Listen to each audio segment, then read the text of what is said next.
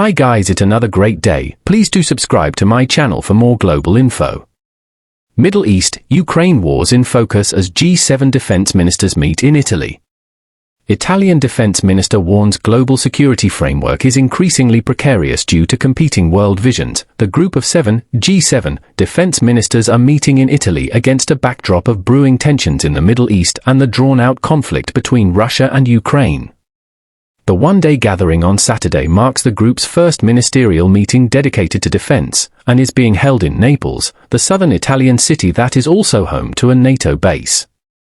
In his address, Italian Minister of Defense Guido Crosetto said the global security framework is growing increasingly precarious due to competing world visions. The brutal Russian aggressions in Ukraine and the indeed critical situation in Middle East, combined with the profound instability of sub-Saharan Africa and the increasing tension in the Indo-Pacific region, highlight a deteriorated security framework, Crosetto said in his opening speech.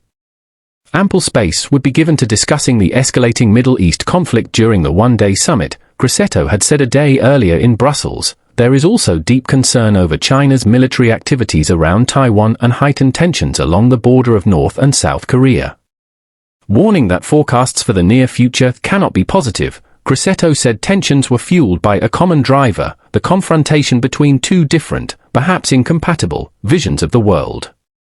On the one side are the countries and organizations that believe in a world order based on international law, said Crosetto, a prominent member of Italian Prime Minister Giorgia Meloni's right-wing Brothers of Italy party. On the other side, there are those who systematically disrespect democracy to pursue their objectives, including by a deliberate use of military force.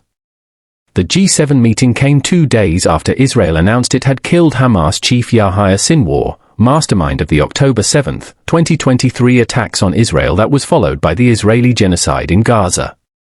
Israeli Prime Minister Benjamin Netanyahu said Sinwar's death in the Palestinian territory signaled the beginning of the end of the war against Hamas, while US President Joe Biden said it opened the door to a path to peace.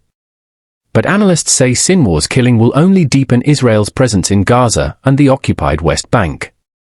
On Ukraine, the G7 ministers will contemplate Kiev entering a third winter at war, battlefield losses in the east, and the prospect of reduced U.S. military support should Donald Trump be elected to the White House next month. Ukrainian President Volodymyr Zelensky, under mounting pressure from Western allies to forge a winning strategy against Russia, on Thursday presented what he called a victory plan to the European Union and NATO. Under discussion will also likely be reports, based on South Korean intelligence, that North Korea is deploying large numbers of troops to support Moscow's war against Ukraine.